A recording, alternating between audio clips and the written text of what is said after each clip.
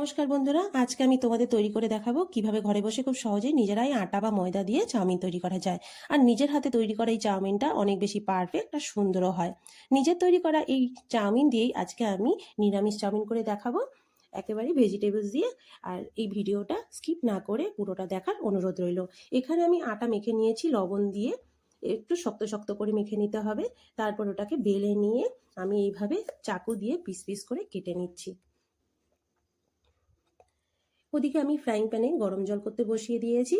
ওর মধ্যে আমি একটু তেল দিয়ে দিচ্ছি। তেলটা দেওয়ার কারণ হচ্ছে যাতে একটার গায়ে একটা লেগে না যায়। এবার 3-4 মিনিটের মতো আমি এটাকে সিদ্ধ করে নেব। সিদ্ধ আমার হয়ে গেছে, এবার তুলে ওটা জল ঝরতে রেখে দিলাম।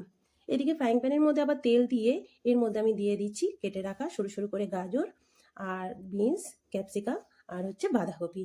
এটা টোটালি নিরামিষ হবে, তাই এটা ভেজিটেবলস দিয়েই হবে। দিয়ে ভালো করে নাড়িয়ে চাড়িয়ে দিয়ে দিলাম লবণ। লবণটা বুঝে শুনে দিতে হবে, যেহেতু আটা মাখার সময় আমি ওখানে লবণ দিয়েছিলাম। এবার ওটাকে কিছুক্ষণের জন্য ঢেকে রেখেছি সিদ্ধ হওয়ার জন্য। সিদ্ধ হয়ে গেছে, এর মধ্যে দিয়ে দিলাম সয়া সস আর দিয়ে দিলাম টমেটো সস। দিয়ে ভালো করে এটা নাড়িয়ে চাড়িয়ে আমি চাউমিনটা দিয়ে দেবো। দিয়ে ভালো করে নাড়িয়ে চাড়িয়ে নিলেই আমার এটা হয়ে যাবে। আমি একটু সার্ভ করে দেবো। বন্ধুরা, রেসিপিটা যদি তোমাদের ভালো লেগে থাকে তাহলে অবশ্যই কিন্তু কমেন্ট বক্সে একটা কমেন্ট করো। আর বন্ধুদের মধ্যে অবশ্যই শেয়ার করে দিও, লাইক করতে কিন্তু একদম ভুলো না।